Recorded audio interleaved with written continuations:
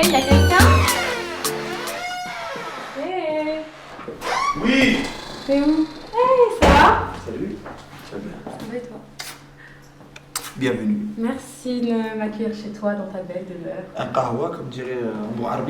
L'essentiel, c'est que tu sois venu, hein, parce que souvent les Parisiens, quand tu leur dis de venir, Ah ouais, c'est toujours les gens de l'extérieur qui viennent Ouais. jusqu'à Paris.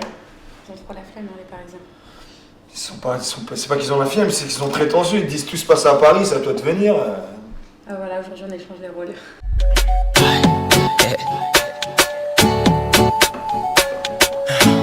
Bon allez, on va se poser, on passe à l'interview. Avec plaisir. Let's go. Allons-y. Bienvenue dans Leila Squat et aujourd'hui on squatte chez Redouane BH, le comédien influent du moment. Merci de nous accueillir chez toi. Merci à toi, bienvenue. Alors on va commencer par ton histoire, ton enfance, ta famille et tes amis. Parle-nous-en un peu. Un jeune banlieusard. Hein. Tu viens d'où? Je viens du 91, Évry, les Pyramides, plus précisément, quartier populaire, bien mélangé, avec pas mal d'origines différentes, pas mal de religions différentes aussi, un beau melting pot. Après, bon, ma famille, famille nombreuse, d'origine algérienne, du côté de mon père et de ma mère. Décris-nous à peu près une journée type que tu passes. Pour moi, une journée type, c'est une journée que je souhaiterais passer, mais ça se passe jamais vraiment comme tu veux, à part quand tu te fais vraiment chier. Une journée type, pour moi, c'est une journée où tu te fais chier. Tu restes chez toi, t'as rien à faire. T'as pas un truc que tu fais régulièrement? J'aime bien embêter mes potes. Voilà, je suis obligé de me manger. Pompouille, lève-toi. Vas-y, lève-toi. Allez, viens. Allez, viens. S'il te plaît, vas-y, viens. Après, j'aime bien rester à la maison. Moi, je suis pas forcément casanier, mais quand je suis à la maison, et j'ai la chance de pouvoir rester à la maison, tu vas regarder le foot. Qu'est-ce que ça fait du bien, hein? T'aimes bien te poser dans la télé, toi? À partir du moment où je cuisine. Ah, tu cuisines? Ouais, j'aime bien cuisiner. Ah, ok, quand je cuisine à la maison, ça veut dire que là, voilà. Je pense que là, je suis dans une journée type. Ok. Quand j'arrive à avoir le temps et la tête pour cuisiner. Ok. Alors là, Et tu cuisines pour qui? pour moi, en premier. Marié, pas marié? Marié, ouais. Des enfants? Oui, des enfants aussi. Ouh, combien? 4. Déjà? Ouais. Ou t'as quel âge? J'ai 33 ans. 33 ans, 4 enfants. C'est la première fois que je le dis. Hein. C'est une exclue, les amis. Hein. Ils doivent être fiers de toi, tes parents. Mes parents, ils sont très très loin de tout ça. Mes Ah ouais? parents, tu vois, tout ce qui est internet. Ma maman, elle a même pas de téléphone portable. Ah bon? Ouais. Tout ce qui est internet, tout ce qui est cinéma, télé, ils sont vraiment archi loin. Alors j'aimerais savoir quel est ton dernier appel. Mon dernier appel, putain. Alors mon dernier appel, c'est Yaps. C'est qui Yaps? Yaps la pirogue. C'est un danseur. Ok. C'est un danseur, chorégraphe, c'est celui qui a fait la sapé comme jamais. Sapé comme jamais, sapé comme jamais, sapé comme jamais, sapé comme jamais. Et en fait, c'est un mec qui est en train de révolutionner la danse afro dans le monde. Ce mec-là, par le biais de la danse, aujourd'hui, il est parti donner des cours en Russie. C'est ton pote d'enfance? Non, c'est pas un pote d'enfance. Je l'ai connu il y a 3 ans maintenant. Ok. Et je l'ai connu parce qu'il dansait, justement, il était en train de danser. Quelle est la dernière photo que tu as prise? Je regarde. T'es curieuse de ouf. Je veux tout savoir. C'est pas de la curiosité, c'est de l'inclusion. Les gens doivent te connaître, hein. C'est pour ça que je squatte chez toi, directement, ça va plus vite. La dernière photo que j'ai prise. Alors, bon, comme Là, je- tu cherches, tu vas pas nous Non, montrer non, la dernière, non, là. non. En fait, je screen beaucoup. Voilà, la dernière photo que j'ai prise, c'est celle-ci. Je l'ai prise au Maroc. Ah, t'étais au Maroc? Snapchat, I miss you. En fait, c'est mon pote que j'ai. Alors, on va le montrer, je sais pas si on le voit bien. Hop. Alors, c'est qui ça? C'est mon pote que j'ai surnommé Snapchat. Pourquoi? Parce que figure-toi que la semaine dernière, je suis parti à l'étranger, en Afrique avec des amis. Et dans mes amis, il y en a un qui s'est sapé. Enfin, il s'est sapé. Il a mis un survêtement jaune fluo. Ok, c'est tendance, non? Moi, je trouve ça ridicule. Toi qui es sapeur, c'est Non, toi qui non, moi, connais, hein. Non, attends. t'as dit, il y a deux catégories. Il y a les sapeurs Mhm. et Les les sapés. guignols.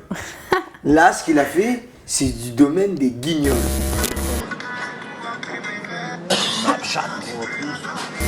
On est d'accord que c'est un survêtement d'entraînement. Ce que les gens mettent aujourd'hui, c'est des survêtements d'entraînement. Et toi, ils le t'adhères mettent pas. pour sortir normal dehors. C'est Et c'est tendance, des ces nouveaux survêtements Joule fluo. Tout ça, c'est à cause de Joule. Joule, t'as foutu la merde, mon pote. Il a foutu la... Et Joule, il a foutu la merde. Survêt en boîte, normal, comme but à bol, normal. Ils font tout ça. Donc lui, il a mis le survêt d'une équipe allemande. Et cette équipe-là, sa couleur, c'est le jaune fluo et le noir. C'est les couleurs de Snapchat. Bon alors, montre-nous la dernière musique que tu as écoutée. La dernière musique que j'ai écoutée, alors, je la mets. Tu veux qu'on l'écoute un peu? Vas-y. Ils nous ont divisés pour régner, ma chérie. Donc tout de suite, on passe à l'interview clap. Voilà. C'est parti. Comment t'as atterri dans le cinéma puisque rien ne te prédestinait à cela? C'est venu par le biais d'un des meilleurs potes de mon grand frère, qui est devenu aujourd'hui réalisateur, C'est qui est? Hakim Isker. Et ben c'est lui qui m'a mis la première fois face à une caméra. Et On t'avais était en fait quoi? colonie de vacances aux Alpes, Ok. et il avait pour idée de faire un espèce de petit film. Enfin, c'était des colos d'un mois, tu vois, tout le mois de juillet. Et donc on devait faire un petit film. Et c'était le réalisateur, et nous on était, tu sais, les gamins, on était les comédiens, on essayait d'écrire un peu. Il nous a mis le pied à l'étrier. En fait, moi je viens plus du théâtre. Il m'a envoyé voir l'assistant du directeur de casting, et il m'a expliqué un peu c'était quoi comme film. Et c'était quoi? Seulement, c'était le film de Jacques Audiard, Un prophète. Ok. Tu vois, et c'était pas n'importe quoi, c'est pas n'importe qui, mais il m'a pas dit que c'était un prophète, et il m'a pas dit que c'était Jacques Audiard, il m'a juste dit que c'était le premier rôle, et que ça pouvait être un truc pas mal pour moi. Mais il me l'a dit aussi facilement que je te le dis là, tu vois. Donc je l'ai reçu comme ça. Et je me suis rendu à cette audition, et face à moi, j'avais un des plus grands directeurs de casting en France, Richard Rousseau, que j'ai appris à connaître comme ça sur le tard. Et t'as Jacques Audiard aussi.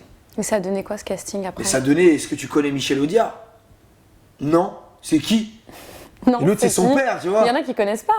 Non mais, et tu connais Jacques Audiard? Non, c'est qui? C'est juste le film pour lequel t'es auditionné. Ok. Tu vois, c'est juste le mec qui, à chaque fois qu'il a un film, il est sélectionné à Cannes, et Palme d'Or ou le Grand Prix du jury.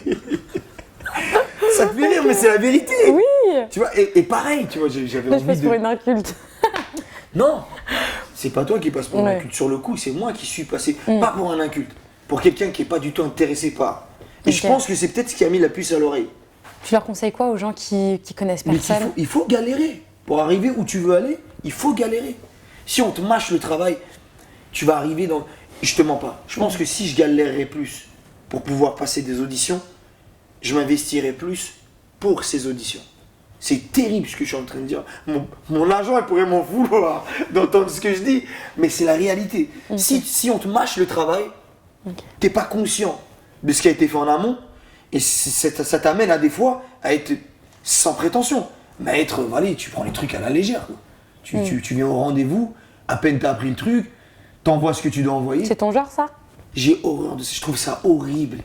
Parce que franchement, avec tout le respect que j'ai pour ce métier qui est le casting, c'est un métier, tu vois. Ta pire expérience dans le cinéma, c'est quoi?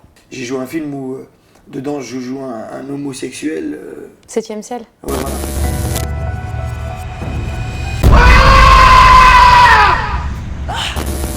Et je suis homo et homophobe en même temps. En même temps.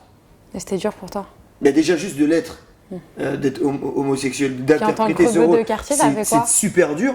Et d'être homophobe en même temps, je pense même pour pour n'importe qui, c'est très difficile. Et pour Mais toi- après voilà, c'est un challenge. Et pour toi, ce rôle-là, ça n'a pas été difficile pour toi de le jouer, Ça a été- vu c'est d'où le tu plus viens dur- et c'est tout?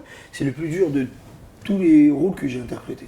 Ce film-là, il m'a fait mal après coup. Si tu vois, je suis de religion musulmane, je suis père de famille, je suis je suis très proche de ma famille. Quand je te dis proche, ça veut pas dire que je suis allô, je t'aime, tu fais quoi? Non. Proche, tu touches à ma famille, ça va chier. انت يقول لي قول لهم راني شاف ياكليش. هيا اسكت عليا والله ما لقيت ما تقول ميراث انا بابا راك انت يا الشيف تاع لي بيراميد وجيل فاليس؟ Hein? De mes potes aussi, tu vois, je suis très quartier aussi. C'est des mecs qui ont compris l'initiative, tu vois, le parcours d'un comédien. De se dire, notre pote, il n'est pas censé faire que des rôles de braqueur, de tueur, de mec de la rue, de la street, de wesh, de je m'en bats les couilles. Non. Tu vois, quand tu parles de grands comédiens, en France aujourd'hui, la plupart de d'où je viens, ils vont pas te parler de comédiens français, ils vont te parler de comédiens américains. Souvent, ils vont dire Al Pacino, Robert De Niro, Denzel Washington. Mais Denzel Washington, il a fait l'école des beaux-arts. C'est pas un gars de la rue. Et pourtant, le seul film pour lequel il a été oscarisé, c'est le film où il a joué le gars de la rue. C'est-à-dire, il a fait un flic véreux, pourri. Oh, qu'est-ce que tu vas faire? Qu'est-ce que tu vas foutre, Frank? Hein? Qu'est-ce que tu fous? Tu vas me tirer une balle? Devant tout le monde? Hein? Appuie. Il a joué Malcolm X, il a rien eu.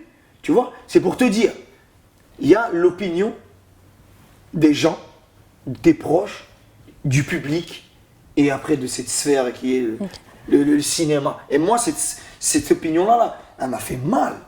Jusqu'à ce fameux jour où, à Varsovie, un jour, justement, j'ai la vidéo. I think the Grand Off Festival, thank to Guillaume Forest, Airstone Production. Ça a été quoi le sentiment que t'as eu après avoir reçu ce prix? De la reconnaissance. Mais on n'en a pas parlé en France. Non, bizarrement. Bizarrement. Après, bon, j'aime pas parler de ça.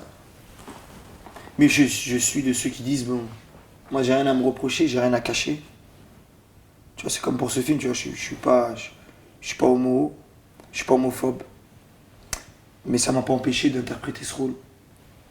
Et je suis de ceux qui disent quand un homo il joue le rôle d'un hétéro au cinéma, excellent.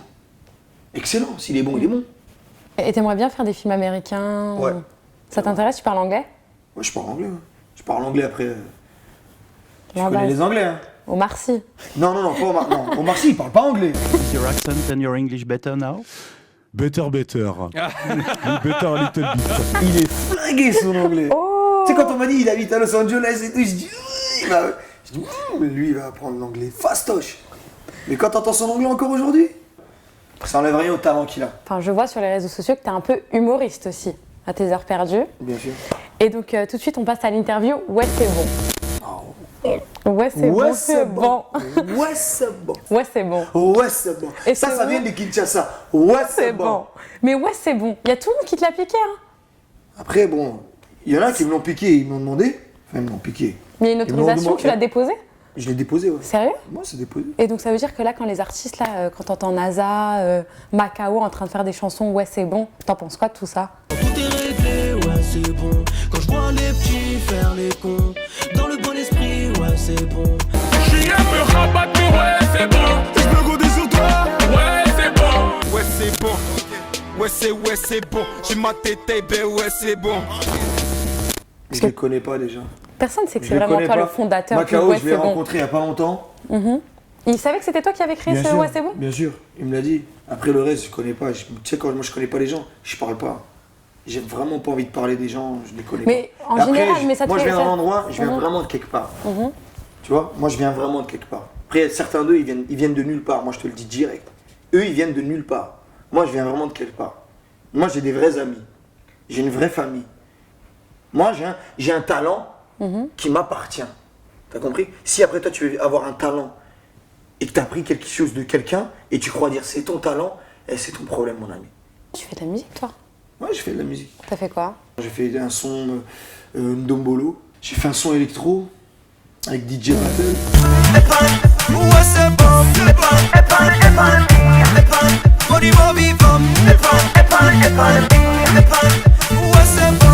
J'ai du mal à faire le lien entre l'artiste et le pitre. Parce que le pitre, c'est un peu moi. Et je remarque que t'es aussi un pitch sur les réseaux sociaux. Beaucoup. Donc maintenant, on va passer à l'interview nécessaire. Donc là, je veux que tu me répondes au tac au tac. Ça fait combien de temps que tu es sur les réseaux sociaux? 2 ans et demi, je crois. Quel est ton compte Instagram préféré? Younes Depardieu. Le dernier compte Instagram que tu as suivi? Keisha. Quel genre de compte tu suis en général? Des gens que je rencontre et avec qui ça match un peu dans la vie de tous les jours. Et au lieu de s'échanger les numéros de téléphone aujourd'hui, c'est mieux de s'échanger les réseaux sociaux. Bah d'ailleurs, qu'est-ce que tu likes?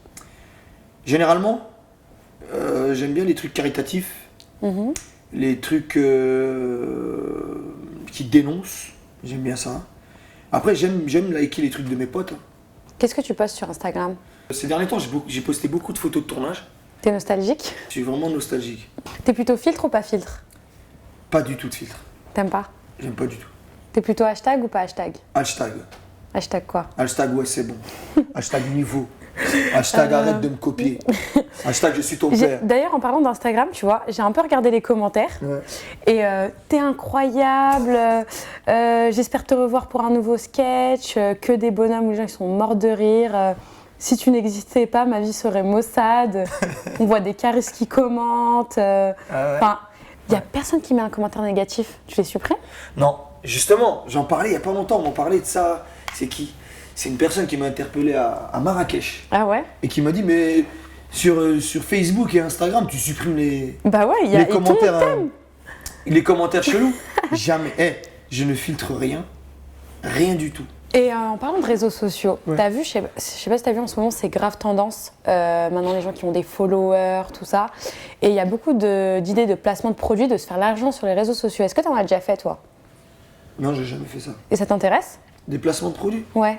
Bien sûr, s'il faut. Toi, tu ferais ça pour quelle marque, par exemple? J'ai déjà eu des propositions, mais c'était des trucs pour lesquels je pouvais pas... T'as eu quoi comme proposition? Je dirais pas les marques, mais j'ai eu des propositions pour des produits que... Moi, je peux pas faire un produit qui ne te correspond pas? Qui correspond pas ou qui peut nuire à ma communauté. Donc tu pourrais faire du placement de produit pour Christian Louboutin? Ouais, je le ferais. Avec plaisir. C'est simple, hein. Tu vois, quand tu fais le personnage du Congolais, c'est un sapeur. La sape, ce sont des codes et des valeurs sûres et certaines. Moi, j'ai vu des personnes super élégantes et classe, hein, avec des paires de Louboutin. Tu vois, moi, Louboutin, je l'ai découvert avec Nagui. Je me dis, mais c'est quoi ces godasses avec la semelle toute rouge et des pics, tu vois. Et souvent, en plus, Nagui, quand il faisait Taratata, il se faisait narguer par ses invités. Je me souviens, je sais plus quel était l'invité, mais il lui avait dit, voilà, c'est quoi ces chaussures ridicules. Il a parlé de Christian Louboutin. Et c'est là où, tu vois, Google est ton meilleur ami, boum, Christian Louboutin. Et moi, quand je fais des vidéos, souvent, j'aime les choses originales et je trouve que c'est tellement original, Louboutin. Les chaussures de ville ou mocassins ou des baskets montantes, là je trouve ça tellement beau. Maintenant on va passer à la deuxième partie et on va passer au défi. Bon alors tu as 3 enveloppes. Ouais. Ok. Je les pose là. 1, 2 et 3. Ok. Ton défi aujourd'hui ça va être de la sape. Parce que Pichou de Castelbajac est un sapeur. Alors là tu as 3 thèmes. Tu vas choisir une enveloppe et tu vas devoir t'habiller avec le thème qui est indiqué dans l'enveloppe. Je vais prendre la première. La première? Vas-y, ouvre. Je l'ouvre? Ouais. Hey! Là, t'as fait exprès, les 3 ils sont pareils. Un mariage congolais. Bon, tu vas ouvrir les 2 autres? Tu vas devoir t'habiller comme ça. Hein. J'espère que... J'y avais droit, c'était sûr. C'était sûr. T'as fait exprès? Non, je te jure que non. Je peux vérifier les 2 autres? Non. On peut vérifier ou pas? Non, j'ai triché. Si. Non, moi, je vais vérifier. Parce que là, comme ça, on va voir tout de suite si c'est vrai ou c'est faux. Ça, c'est ton destin, ça. Ça, c'est ton destin. Je te jure que j'ai pas triché. Alors, un mariage congolais. Ta première à Pourquoi je suis pas tombé sur ça? Ta première à l'Olympia. C'est le destin, comme dirait. Ta première à l'Olympia, quand même. Attends. Là, au moins, déjà, tu viens de me prouver que c'est pas truqué. C'est pas truqué. Et celle-ci. T'es mal. T'as vu les Arabes? Je devais en ouvrir qu'une. Il a tout ouvert. Pique-nique en amoureux. Ah, ça aurait pu être sympa, ça. Ça aurait pu être sympa. Donc maintenant, c'est parti. Redouane va s'habiller pour un mariage congolais. Quoi, faut que je me sape de la tête aux pieds pour ça? Ouais. Allez, let's go, c'est parti. Allez, normal, quoi. Va te changer, comme là. Ça, gratuit. Allez. Ouais, gratuit. C'est le défi. T'as accepté que je squatte chez toi là. Ouais, c'est bon.